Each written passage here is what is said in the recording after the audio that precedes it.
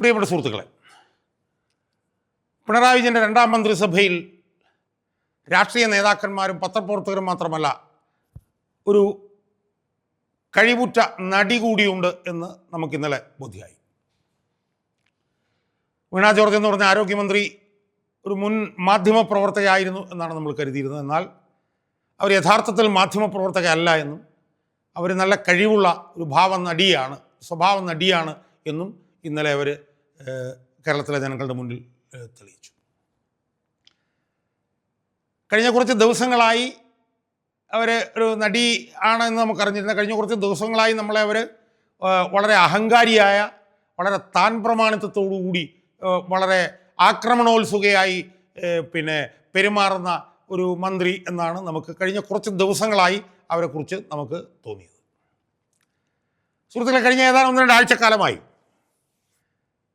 കേരളത്തിൽ ആരോഗ്യ വകുപ്പിനെതിരെയും ആരോഗ്യമന്ത്രിക്കെതിരെയും ഒക്കെ വലിയ അതിരൂക്ഷമായിട്ടുള്ള വിമർശനങ്ങൾ പൊതുമണ്ഡലത്തിൽ നിന്ന് ഉയർന്നു വന്നുകൊണ്ടിരിക്കുകയാണ്.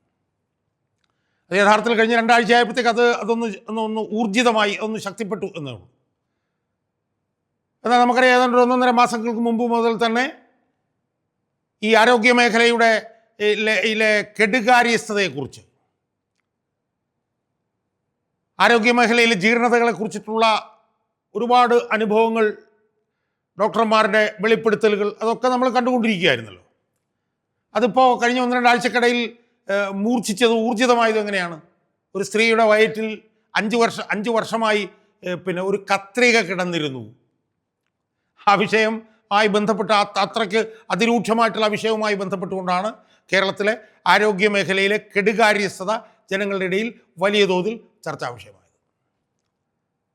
സ്വാഭാവികമായും തെരഞ്ഞെടുപ്പ് അടുത്തിരിക്കുന്ന സമയത്ത് അത് പ്രതിപക്ഷമൊക്കെ വലിയ വിഷയമാക്കുകയും വലിയ തോതിലുള്ള സമര പോരാട്ടങ്ങൾക്ക് നേതൃത്വം കൊടുക്കുകയും ചെയ്തല്ലോ. അതിൽ എന്ത് തെറ്റാണ് നമുക്ക് പറയാൻ കഴിയുക? അങ്ങനെ സമര പോരാട്ടം നടത്തിക്കൊണ്ടിരിക്കുമ്പോൾ, ആ സമരങ്ങൾ എന്നൊക്കെ പറഞ്ഞാൽ ഈ പറഞ്ഞ പോലെ പ്രതിപക്ഷത്തിരിക്കുമ്പോൾ CPM ചെയ്യുന്നത് പോലത്തെ വലിയ ഊർജിതമായിട്ടുള്ള സമരങ്ങളൊന്നും ആയിരുന്നില്ല. അതൊന്നും കോൺഗ്രസ്സിന് അങ്ങനെയൊന്നും ചെയ്യാൻ അവർക്ക് കഴിയില്ല.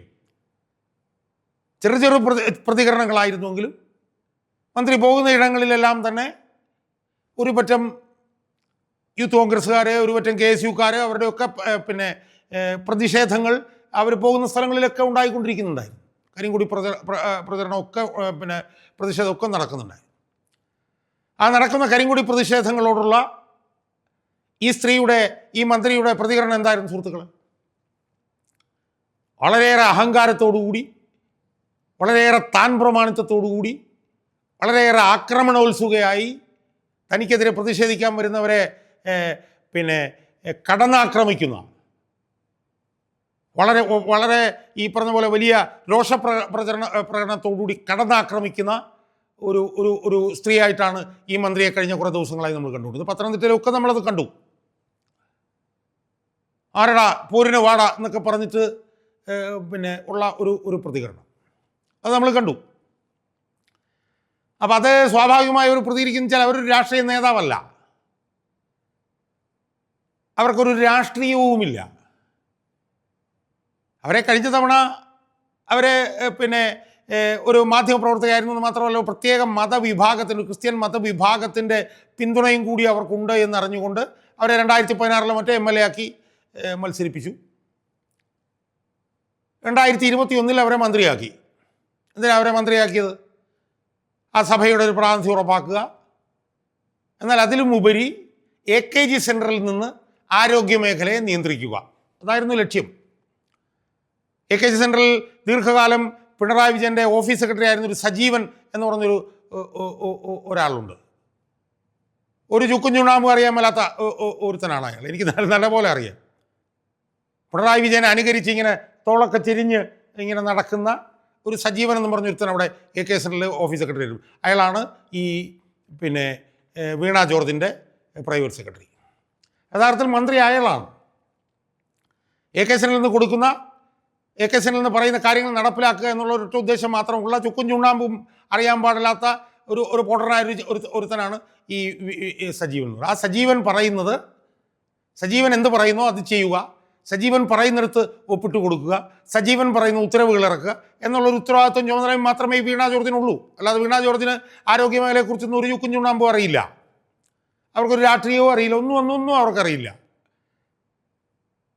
ആറന്മുളയിൽ നിന്ന് അവരെ മത്സരിപ്പിച്ചു, അവർ ജയിച്ചു. ഞാൻ പറഞ്ഞല്ലോ നേരത്തെ, ഒരു ക്രിസ്ത്യൻ മതവിഭാഗത്തിൻ്റെ പിന്തുണ അവർക്കുണ്ടായിരുന്നു എന്നുള്ളത് കൊണ്ടാണ് അവർ മന്ത്രിയായത്.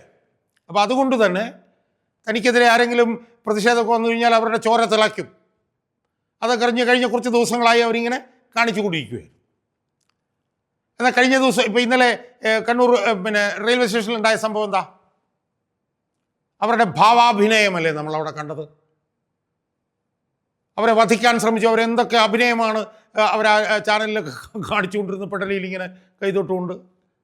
പിന്നെ അവർക്കൊരു ഫോൺ വന്നപ്പോൾ അത് മുഖ്യമന്ത്രിയുടെ ആണെന്ന് നമുക്ക് മനസ്സിലായി. കാരണം ഒരു ഫോൺ വന്നപ്പോൾ അവർ ചാടി എഴുന്നേറ്റ് ഭവ്യതയോടുകൂടി നിൽക്കുന്നുണ്ട്. അപ്പോൾ തന്നെ നമുക്ക് മനസ്സിലായി പിണറായി വിജയനാണെന്നുള്ളത്. മനസ്സിലായി? അവർ സംസാരിക്കുന്നു, അവരവിടെ ഒന്നാമത്തെ പ്ലാറ്റ്ഫോമിൽ നിൽക്കുന്നു. അപ്പോൾ 3-4 പിള്ളേർ കരിങ്കൊടിയുമായി അങ്ങോട്ട് ചെല്ലുന്നു. ആ കരിങ്കൊടി പിള്ളേർ ചെല്ലുമ്പോൾ അത് മൈൻഡ് ചെയ്താൽ അവരുടെ വഴിക്ക് പോകേണ്ട കാര്യമുള്ളൂ. 3-4 പിള്ളേരെ ഉണ്ടായിരുന്നു. എന്നാൽ ആരാടാ വാടാ ഞാനിവിടെ ഉണ്ടാന്നൊക്കെ പറഞ്ഞുകൊണ്ട് ആ പിള്ളേർക്കെതിരെ രോഷാകുലയായി ആക്രമണോത്സുകയായി ഇവർ നടന്ന് നീങ്ങുന്നത് നമ്മൾ കണ്ടു. ആ കേസിൻ്റെ 3-4 പിള്ളേർക്ക് ഇവരുടെ ഒരു 100 അടി അടുത്ത് പോലും എത്താൻ കഴിഞ്ഞിട്ടില്ല. അതിന് മുമ്പ് തന്നെ പോലീസ് അവരെ വകഞ്ഞു മാറ്റി കൊണ്ടുപോയി. പക്ഷേ ആ കുട്ടികളെ പിന്തുടരുന്ന ഒരു ഗുണ്ടാ സ്വഭാവത്തോടുകൂടി പിന്തുടരുന്ന ഈ സ്ത്രീയെയാണ് നമ്മൾ അവിടെ കണ്ടത്. കഴിഞ്ഞാൽ പിള്ളേർ പോയി. അപ്പോൾ ഈ കുട്ടികളെ ഇവർ പിന്തുടരാൻ ശ്രമിക്കുമ്പോൾ ചില പോലീസുകാർ, പുരുഷ പോലീസ്, സ്ത്രീ പോലീസും ഒക്കെ അവരെ തടയുകയും അവരുടെ പുറത്ത് പിടിക്കുകയും അവരുടെ പെടലിയിൽ പിടിക്കുകയൊക്കെ ചെയ്യുന്നതൊക്കെ നമുക്ക് ആ വിഷ്വലിൽ കാണാമായിരുന്നു. അപ്പോഴൊന്നും അവരുടെ ഈ വധശ്രമം, ആക്രമണ ശ്രമം ഒന്നുമില്ല. ആ ഒന്നാമത്തെ പ്ലാറ്റ്ഫോമിൽ നിന്ന് അവർ 3-ാമത്തെ പ്ലാറ്റ്ഫോമിലെത്തുന്നു. അവിടെ വെച്ച് AM ഷംസീർ എന്ന് പറഞ്ഞ സ്പീക്കറെ കാണുന്നു. അവിടെ വെച്ചിട്ടാണ് ഈ ആക്രമണത്തിൻ്റെ കഥ മുട്ടിടുന്നത്. അവിടെ വെച്ചിട്ട് ഷംസീറാണ് ഇവർ കയ്യേറ്റം ചെയ്യപ്പെട്ടു എന്ന് പറയുന്നത്. അതിനുശേഷം അവർ മുഖ്യമന്ത്രിയെ ഫോണിൽ വിളിക്കുന്നു. മുഖ്യമന്ത്രിയെ ഫോണിൽ വിളിച്ച് കഴിയുമ്പോഴത്തേക്കാണ് പെടലിയിലോട്ട് ഇവരുടെ കൈ പോകുന്നത്. എൻ്റെ വേദന എന്ന് പറയുന്നു. പിന്നെ ആശുപത്രിയിൽ പോകുന്നു, കിടക്കുന്നു. പിന്നെ തപ്പൂകിൽ നമ്മൾ കണ്ടതാണല്ലോ, പിണറായി വിജയൻ അവിടെ ആശുപത്രിയിൽ ചെല്ലുന്നു. വധശ്രമം എന്ന് പറയുന്നു. CPM-ൻ്റെ ജാഥ കാര്യങ്ങൾ, പിന്നെ കൊടിതോരണങ്ങൾ അടിച്ചു പൊളിക്കൽ, അതൊക്കെ പിന്നീട് അങ്ങ് അരങ്ങേറുകയാണ്. എന്നിട്ടിപ്പം നമ്മൾ മനസ്സിലാക്കുന്നത് എന്താ സുഹൃത്തുക്കളെ? 5 KSU പിള്ളേർക്കെതിരെ വധശ്രമത്തിന് കേസെടുക്കുന്നു. അത്ഭുതകരമെന്നല്ലാതെ എന്താ നമുക്ക് പറയാൻ കഴിയുക? ആ മന്ത്രിയുടെ ഏതാണ്ട് ഒരു 100 വാരെ അടുത്ത് പോലും എത്താൻ കഴിയാതിരുന്ന പിള്ളേരാണ് ഈ പിള്ളേർ. അവർ കരിങ്കൊടി കാണിച്ചു, അവരെ പോലീസ് വകഞ്ഞു മാറ്റിക്കൊണ്ടുപോയി. ആ പിള്ളേരെ പിന്തുടരുന്ന മന്ത്രിയെ ബലമായി അതിൽ നിന്ന് പിന്തിരിപ്പിക്കാൻ വേണ്ടിയിട്ട് പോലീസുകാർ ശ്രമിക്കുന്ന എല്ലാ വിഷ്വൽസും നമുക്ക് കാണാൻ പറ്റുന്നുണ്ട്. അപ്പോൾ യഥാർത്ഥത്തിൽ എന്താ സംഭവിച്ചതെന്നറിയാമോ? യഥാർത്ഥത്തിൽ സംഭവിച്ചത്, ഈ മന്ത്രി ആക്രമണോത്സുകയായി ഈ KSUവിൻ്റെ പിള്ളേരെ ആടാ വാടാ എന്നൊക്കെ പറഞ്ഞ് അവരെ പിന്തുടരാൻ ശ്രമിക്കുമ്പോൾ അവരെ അതിൽ നിന്ന് തടയാൻ വനിതാ പോലീസും പുരുഷ പോലീസും ശ്രമിച്ചു.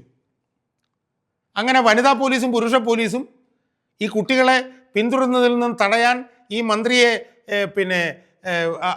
അവരെ നിർബന്ധിച്ച സമയത്ത് അവരുടെ ശരീരത്തിലും അവരുടെ തോളിലുമൊക്കെ ഈ പുരുഷ പോലീസിനെ, സ്ത്രീ പോലീസിനെയും ഒക്കെ കൈയൊക്കെ കൊള്ളുന്നതൊക്കെ നമ്മൾ കണ്ടു. യഥാർത്ഥത്തിൽ ആ പ്രവർത്തനത്തിലാണ് ഈ സ്ത്രീക്ക് പെടലിയിലൊക്കെ ചെറിയ തോതിൽ ക്ഷതമേറ്റത്. ആ ക്ഷതമാണ് പിന്നീട് അത് KSU പിള്ളേർ ചെയ്തതാണെന്നുള്ള നിലയിലേക്ക് തിരിച്ചുവിടാൻ വേണ്ടിയിട്ട് ഇവർ ശ്രമിച്ചത്. യഥാർത്ഥത്തിൽ എന്താ സുഹൃത്തുക്കളെ സംഭവിച്ചത്?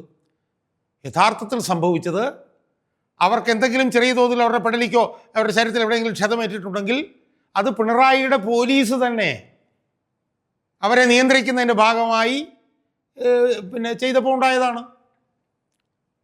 പിണറായിയുടെ പോലീസ് അവരെ മർദ്ദിക്കാനും ശ്രമിക്കില്ല. പക്ഷേ ഈ KSU പിള്ളേരുടെ പുറകെ പോയവരെ പിടിച്ചു നിർത്താൻ വേണ്ടിയിട്ട് ശ്രമിച്ചപ്പോഴും പെടലി എവിടെയൊക്കെ തിരികെ ചെയ്തപ്പോൾ പെടലിയിൽ എന്തോ ഒരു ഉളുക്ക് സംഭവിച്ചു ഇവർക്ക്. ഇതാണ് ആ പടം സംഭവിച്ചിട്ടുള്ളത്. ഇത് സംഭവിച്ചത് അവരുടെ അംഗരക്ഷകരായിട്ടുള്ള പിണറായിയുടെ പോലീസിൻ്റെ തന്നെ കൈക്രിയ കൊണ്ടാണ് ഇത് സംഭവിച്ചിട്ടുള്ളത്. അപ്പോൾ യഥാർത്ഥത്തിൽ ഈ വിഷയത്തിൽ വധശ്രമത്തിന് കേസ് എടുക്കണമെങ്കിൽ അതെടുക്കേണ്ടത് പിണറായി വിജയൻ്റെ പോലീസുകാർക്കെതിരായിട്ടാണ്. വധശ്രമത്തിന് കേസ് എടുക്കുകയാണെങ്കിൽ അതിനൊന്നുള്ള ഒരു വകുപ്പുമില്ല എന്നുള്ളത് നമ്മളെല്ലാവരും കണ്ടതാണ്. കാരണം ഇതെല്ലാം ഇപ്പം TV-യിൽ CCTV-യിലൊക്കെ കാണാവുന്നതാണല്ലോ, എല്ലാം വന്നു കഴിഞ്ഞു. അതിനകത്തൊന്നും ഇതുപോലൊന്നും സംഭവിച്ചിട്ടില്ലെന്ന് പറയും. എന്നിട്ട് KSUക്കാർക്കെതിരെ കേസെടുക്കുന്ന എന്താണ്? കേസെടുത്തിരിക്കുന്ന ആയുധവുമായി കൊല്ലുക എന്നുള്ള ഉദ്ദേശത്തോടു കൂടി ഈ സ്ത്രീയെ ആക്രമിച്ചു എന്ന് പറഞ്ഞുകൊണ്ടാണ് കേസ്. എന്ന് ആലോചിച്ചു നോക്കി എത്ര ഗതികെട്ട ഒരു അവസ്ഥയാണിത് എന്നുള്ളതാണ്. നമുക്ക് ഓർമ്മയില്ലേ, നവകേരള സദസ്സ് നടക്കുമ്പോൾ DYFIയുടെ ക്രിമിനലുകൾ ഏതാണ് യൂത്ത് കോൺഗ്രസ് പിള്ളേരെ ചെടിച്ചട്ടി കൊണ്ട് തലയടിച്ച് പൊട്ടിച്ചത് ഓർമ്മയില്ലേ? അതിനൊന്നും കേസുള്ളതായിട്ട് നമുക്കറിയില്ല. അത് മുഖ്യമന്ത്രി എന്താണ് ജീവൻ രക്ഷാ പ്രവർത്തനം എന്നാ പറഞ്ഞത്. അതിലൊന്നും കേസുള്ളതായിട്ട് നമ്മൾ കണ്ടിട്ടില്ല. അതിനുശേഷം പിന്നെ വിമാനത്തിൽ വെച്ച് പിണറായി വിജയനെതിരെ യൂത്ത് കോൺഗ്രസിൻ്റെ പിള്ളേർ പ്രതികരിച്ചപ്പോഴത്തേക്കും EP ജയരാജൻ വന്ന് ചവിട്ടി താഴെയിടുകയായിരുന്നു. അതിലും വധശ്രമം എന്നൊക്കെ പറഞ്ഞിട്ടാണ് കേസെടുത്തത്.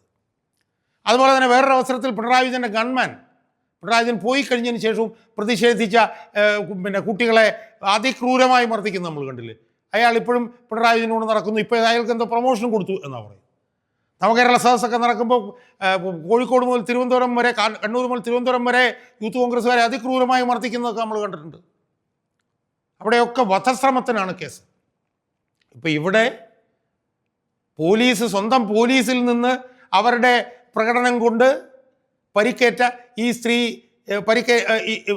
പരിക്കേറ്റതാണ് ഈ വീണ ജോർജ് എന്ന മന്ത്രിയെങ്കിൽ അവരുടെ അടുത്ത് പോലും ചെയ്യാൻ പറ്റാതിരുന്ന KSUവിൻ്റെ കുട്ടികൾക്കെതിരെ വധശ്രമത്തിന് കേസെടുത്ത് എന്തൊരു അസംബന്ധ നാടകമാണ് ഇതെന്നുള്ള ആലോചിച്ച് നോക്കി. അതുകൊണ്ട് ഞാൻ ദീർഘിപ്പിക്കുന്നില്ല. ഞാൻ പറയുന്നത് ശരിക്കും വധശ്രമത്തിന് കേസെടുക്കുകയാണെങ്കിൽ ആ കേസെടുക്കേണ്ടത് പിണറായിയുടെ പോലീസിനെതിരെ തന്നെയാണ് എന്നാണ് ഇതുമായി ബന്ധപ്പെട്ടിട്ടുള്ള ദൃശ്യങ്ങളും വിഷ്വലുകളും ഒക്കെ സൂക്ഷ്മമായി പരിശോധിക്കുന്ന ആർക്കും കാണാൻ കഴിയുന്നത്.